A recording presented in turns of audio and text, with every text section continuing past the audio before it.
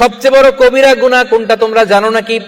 সাহাবারা বললেন, আপনি সবচাইতে ভালো জানেন ইয়া রাসূলুল্লাহ, আপনি বলেন। বিশ্বনবী বললেন, সবচাইতে বড় কবিরা গুনাহ আল্লাহর সাথে শিরক করা। হেলান দিয়ে। 2 নম্বরে উকুকুল ওয়ালিদাইন, মাতা পিতার অবাধ্য হওয়া। 3 নম্বরটা যখন বলবেন হেলান থেকে উঠলেন এভাবে, সিরিয়াস। 3টা কবিরা গুনাহ তোমাদের বলবো না, বলেন।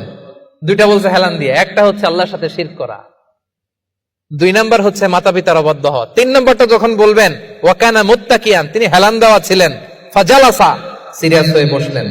এরপরে বললেন, আলা ওয়া কওলু যুর, আলা ওয়া শাহাদাতু যুর, সাবধান, মিথ্যা বলো না, মিথ্যা সাক্ষী দিও না, মিথ্যা সাক্ষী দিও না, মিথ্যা সাক্ষী দিও না। বিষ্ণুবি বলতেই লাগলেন। কতবার যে বলছেন তার কোনো হিসাব নাই। কোন সুবহানাল্লাহ। সিরিয়াস, খুবই সিরিয়াস।